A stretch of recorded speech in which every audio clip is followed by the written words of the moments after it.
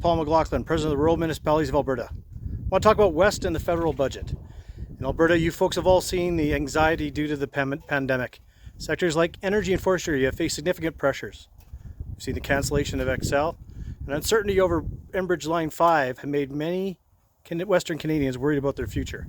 COVID-19 is only making things worse. So when the federal budget delivers its budget next week, it will need to show support for hard-hit Western communities. If so, we can protect and create jobs for our residents. As rural municipal leaders, we have seen this economic anxiety right up close. FCM has created West as a united rural and urban municipal leaders from Canada coming together from the 4 Western provinces. We brought together those local voices to go right to those senior federal decision makers. And with that, we've created concrete economic solutions that reflect the realities of Western Canada right now. And what we're asking for in Budget 2020 is to help Western communities. We need support for our natural resources and agriculture sectors. The National Trades Corridor Fund, being funded by $1 billion over the next 3 years, can boost exports and get those resources to market, and include partnership with Indigenous governments as well as communities and municipalities. We need more funding for rail safety improvement program so municipalities can make grade crossings safer. We need to help farmers deal with the added costs related to carbon pricing. West is also looking for new regional development agencies for the prairies and British Columbia, and ensuring that their budget is increased by at least $600 million over the next 3 years. Ensuring these new agencies are robust and can deal with those local needs that we require is really crucial to driving the economic development right across the West.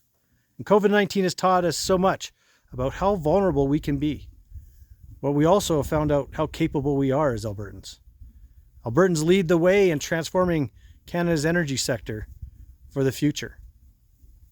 We're urging the federal government to implement the fund's Canada's new hydrogen strategy as well, to find alternatives for a low-carbon future. There's also a need for an energy transmission community infrastructure fund.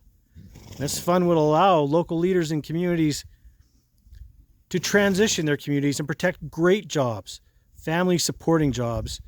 And we must recognize, too, as well, is the $1.7 billion federal investment in cleaning up orphan and active wells has directly created 5,200 jobs, and that was a direct response to West's recommendations. We cannot deny the reality that Canadian oil and gas community has provided $105 billion to the gross domestic product in Canada. It supported more than 500,000 jobs across the country in 2019 and provided $10 billion in average annual revenue to governments for the period 2017-2019. This will be the engine to pull us out of COVID and will help recover our GDP into 2022 and 2021. So we ask the federal government to include the West in the federal budget because the West has answers and we will be the future. Thank you.